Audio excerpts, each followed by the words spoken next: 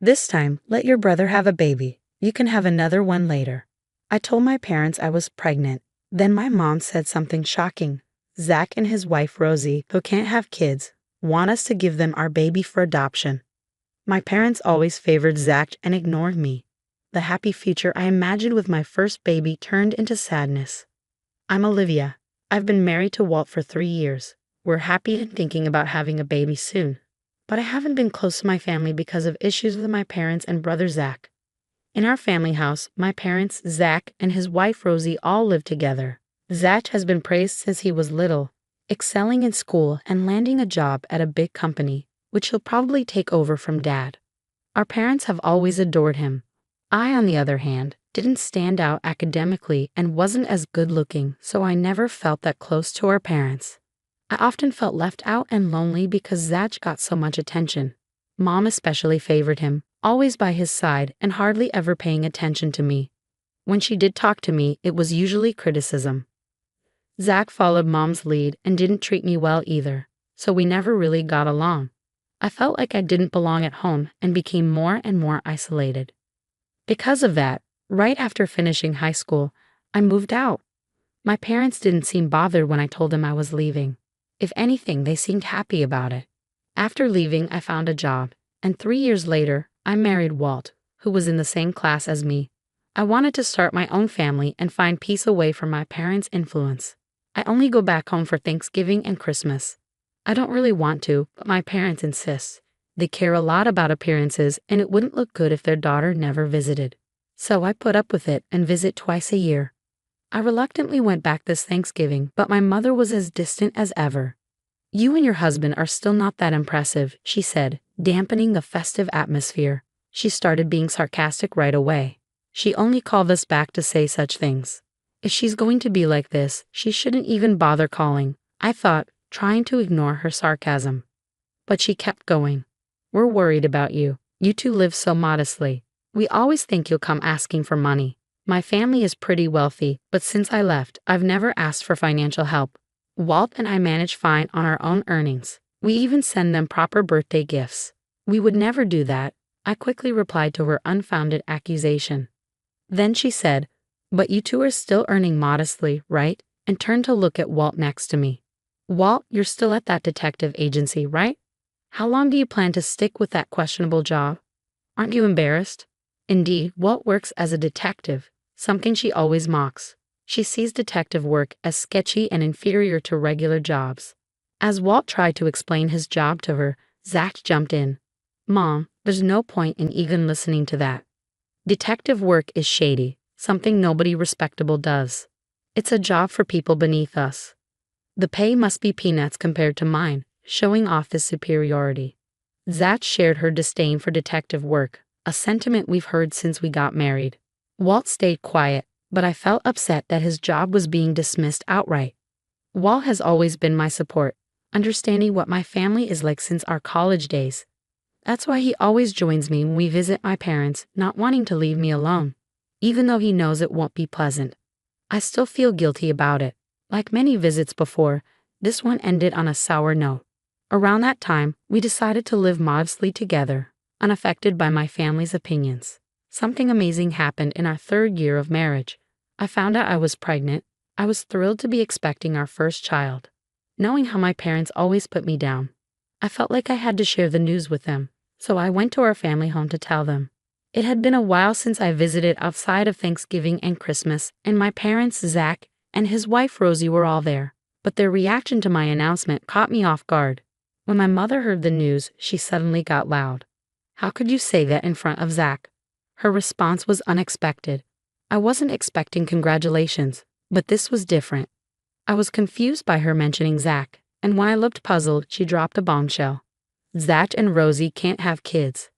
How could you be so insensitive?" I had no clue they were dealing with infertility. Shocked by her words, I glanced at them. Zach seemed uncomfortable, and Rosie looked down sadly. "You're having a baby before Zach. If it wasn't for Rosie, this wouldn't be happening."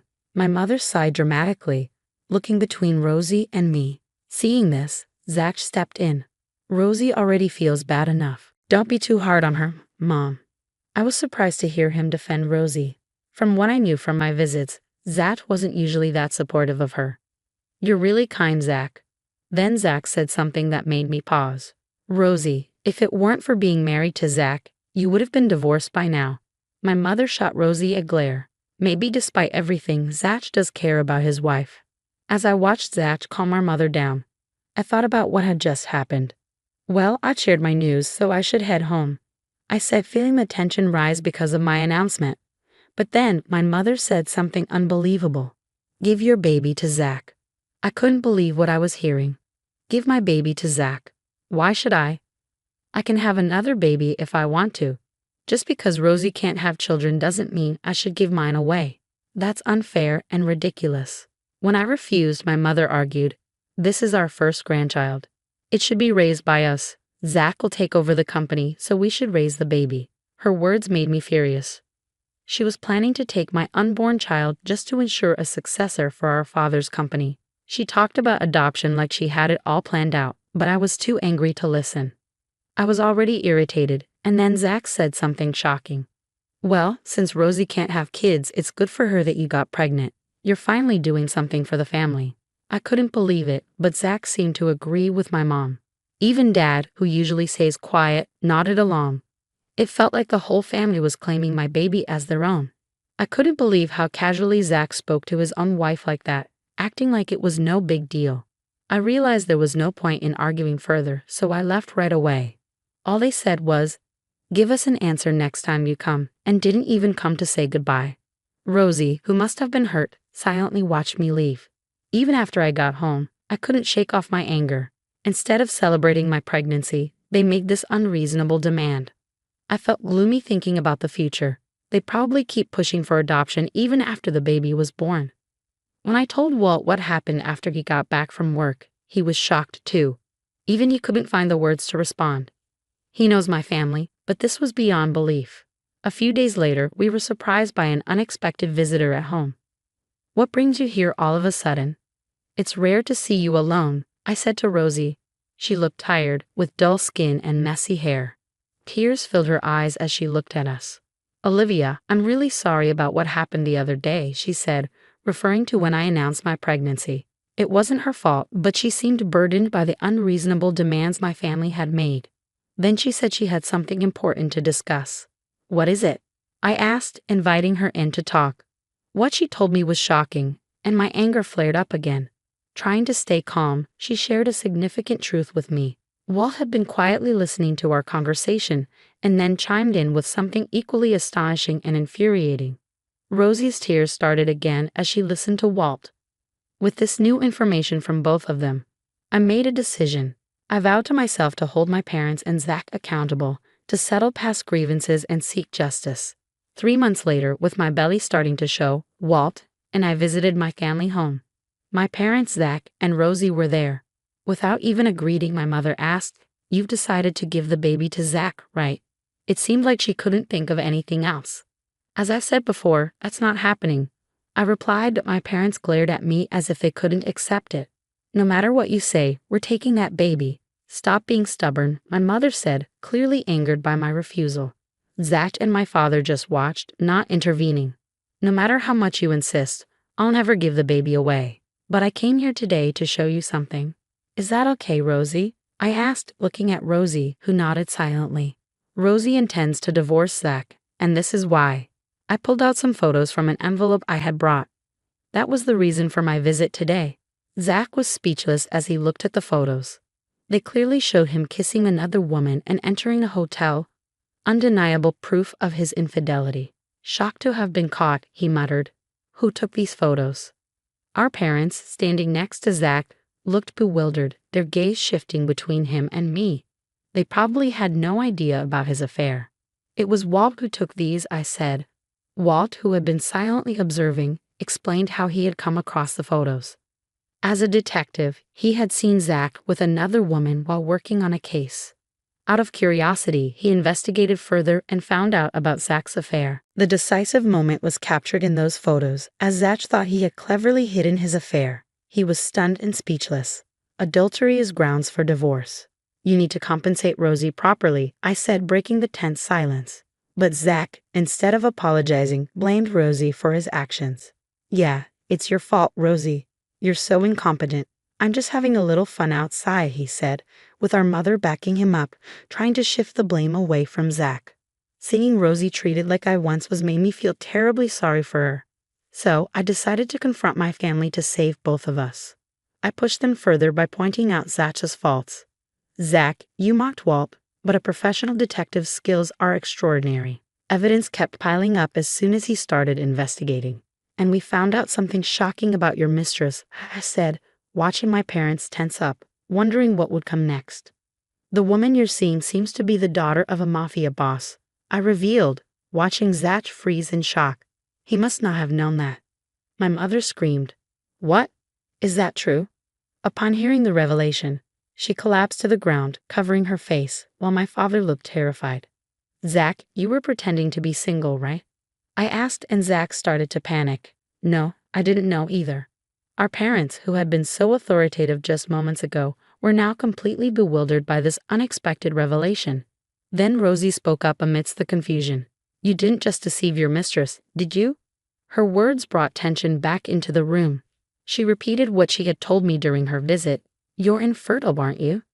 Zach's face betrayed a look of realization. Our parents stared at him in shock. They had blamed Rosie for their infertility issues, but the truth was it was Zach himself. "Did you know, Rosie?" That was all he could manage to say. Our stunned parents struggled to find their next words, visibly shaken by the revelation. Rosie delivered the final blow. I found out accidentally while cleaning the room. She had stumbled upon his infertility diagnosis hidden in his desk drawer. Unable to admit it to his loving parents, Zach had kept this fact a secret and blamed Rosie for their infertility. Believing his words, our parents had unfairly blamed Rosie. His protective comments about Rosie when I announced my pregnancy were probably driven by his guilt over the issue. Blamed for something she had no control over, Rosie suffered every day. As the conversation turned to the topic of taking my child, Rosie spoke with a calm, unchanged expression. Meanwhile, my parents, just learning the shocking truth, were in a panic. "To think Zach will never have a child, that's just," my mother began, despairing at the thought of not having a grandchild. But then she turned her hysterical anger towards him. "You knew it was your fault, yet you blamed your wife. Did you cheat because you knew you were infertile?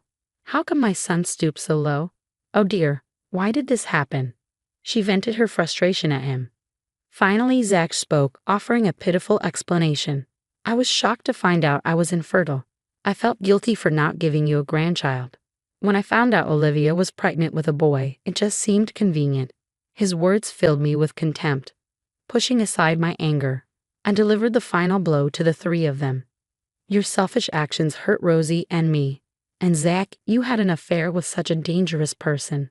Mom and Dad, you'll have to face the consequences of your actions. You've hurt so many people, now it's time to face the music." My words prompted them to apologize, their earlier bravado gone. "Where did that confidence go when you asked me to give up my son?" I looked at them with disdain, feeling as though I was looking at garbage. Beside me, Rosie remained silent, her gaze fixed ahead, silently conveying the depth of her sorrow. Tough times lay ahead for Zach and my parents. When the father of Zach's mistress discovered the affair, they were summoned and forced to apologize repeatedly. Despite ending the affair, Zach had to pay a hefty compensation for deceiving the woman. The amount was staggering, teaching them the harsh consequences of getting involved with such people. As a result, our family home descended into chaos. My father had to step down as company president due to the public scandal, and my mother became isolated, shunned by the neighbors, and withdrawing into herself. Their relationship became hostile, constantly arguing over Zach's actions. Zach lost his job after the scandal reached his company, and to add to his troubles, his divorce with Rosie was finalized. Struggling with unemployment and financial burdens, Zach found himself trapped in a cycle of relentless work. Around the time Rosie successfully left the family home, I gave birth to a healthy baby boy. Both the baby and I were in good health, and I reveled in the joy of welcoming new life. Our family of three embarked on happy days together. Eventually, Walt and I made the decision to sever all ties with my family. Although I have been torn about cutting off contact with my parents and brother, that incident made me realize it was the best decision for my son's well-being. Despite their absence, I have found solace and love in my irreplaceable family. From now on, I choose to cherish only my precious family.